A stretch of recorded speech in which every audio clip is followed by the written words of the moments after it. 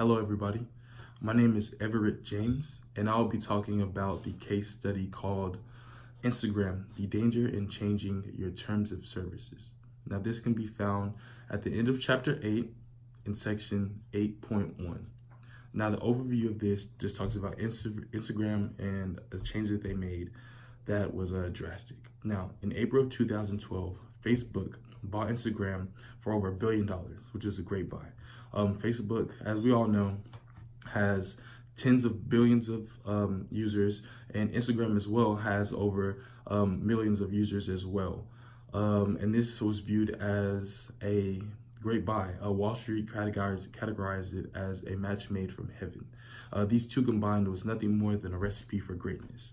Now, although Instagram was growing very rapidly, they faced one problem. Now, the problem that they faced was finding a solution and a way to generate revenue in the black for this application without charging its users. They couldn't really find a solution. They couldn't really find a way. But after buying this application of April 2012, Facebook made it their main focus and priority to find a way and a solution in which they could generate revenue while still keeping the application free for its users. Now, the solution that they managed to come up with was something that was not too good, but in their they thought it was. Now, what they figured they'd do was change their terms of services. And within their terms of services,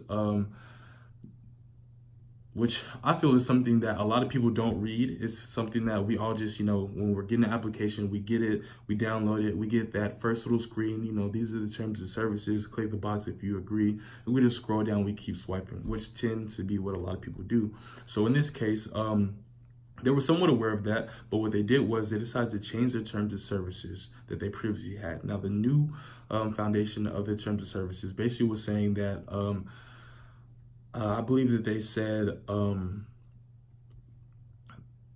they will use their users' accounts and personal information, and they will sell it to other investors or other advertisers with the intent to generate revenue. Now, with that being said, they were being able to take full control of the users' accounts, and they were able to take their personal information and pictures that they posted on their page previously, currently, and able to sell those to other investors. Now, the problem with that is that they underestimated the relationship that a lot of their users had with their actual accounts. A lot of people did not like the thought or the idea that Instagram would be taking your personal information or your pictures and selling it off to other investors or other advertisers. So in retaliation, a lot of people, what they did was they discontinued working with or having the application through Instagram. They deleted their accounts and they voiced their opinions of how they felt about it very harshly on Instagram and other applications such as Facebook, Twitter, and they were just not happy. And also, not only did they lose a lot of their every day-to-day users, they started to lose a lot of their celebrities as well. They did not feel comfortable with their personal information being out there to the public or being sold off. It was just not something that they felt was good. So what happened was, later on, their co-founder, Kevin, he addressed the situation. He addressed it very quickly, which is something I agree with. He cleared up the air and just basically talked about how Instagram, their intent was not to take people's information and to sell it off to other investors with ill-mannered intentions, but it was to for them to generate some type of revenue, all while being safe and trying to find an algorithm that worked for its people. So if you like cats and you post a picture of your cats, there would be a company that that would buy or that they sell your information to of like your liking, so that there's a cat foundation, if there's a cat animal shelter or anything revolving around cats, you will be emailed or sent notifications and being informed about these situations. That was their true intentions, but a lot of people didn't like it. So later on in March 2016, there was an application called Docracy made, which basically it monitors thousands of other applications, and it keeps track of their terms and services to make sure that they aren't, changing anything drastically without people knowing, or there isn't any funny business going on. And if there is, their viewers or whoever is using the application will be notified and, sent some type of notification that, okay, this is what's new, this is what they're doing, and you can either stick with it or you can part away from it.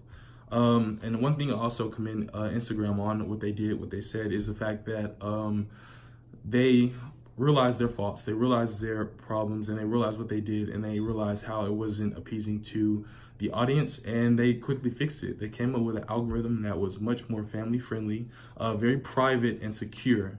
And in this case, security was something that played a major role in the whole thing. And that's basically the overview of the whole Instagram story. Now, we come down to the questions. Now, question one of which I chose, says, what prompted Instagram to change their terms of services agreement? Well, it's quite obvious and evident that the reason why they changed their terms of services was for the simple fact that a lot of their viewers were angry and upset about the fact that they knew that their personal information would be out there for the public.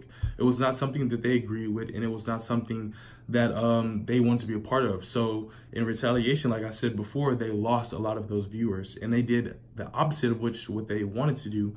Their whole idea was to generate revenue, but in this case, they were losing revenue from stocks, bonds, and their shareholders because a lot of people were opting out of using the app of Instagram, which in result made them change their whole idea and come up with something that was much more family friendly and private and secure. And that's the true reason, that's which made them have to change their terms and services again to get those people back and attract that target audience that they had previously had before. Now, the second question I answered, which is number 3, says, was Instagram response to the PR crisis over the change in the terms of services appropriate? Why or why not? Well, personally, I feel that their response was good because it addressed the fact that they knew that they had did something wrong.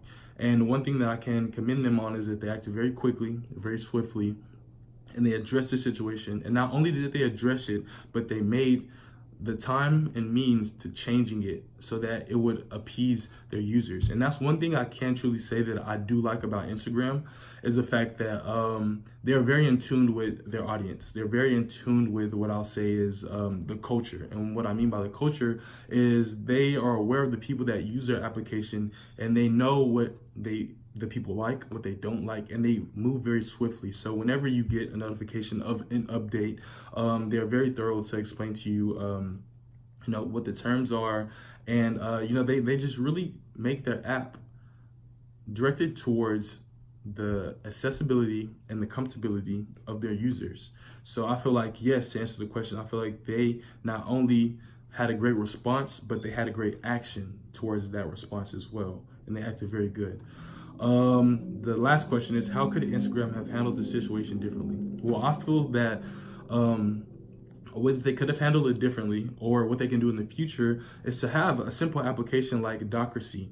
And through this application, they can have it embedded and ingrained with Instagram, that these two are combined together, right?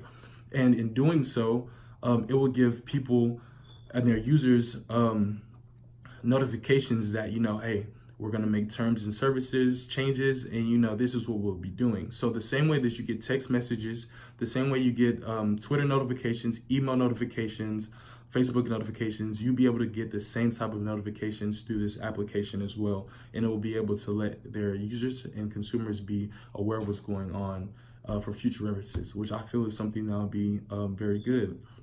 So as a conclusion, I feel like I really enjoyed this case. I liked it because it's something, I'm young, and I feel like it's something that not only I can relate to, but a lot of other people that I know personally can relate to as well. And it's something that definitely wakes awareness and makes you think of, hey, we should definitely be aware of the terms of services and things that companies are doing.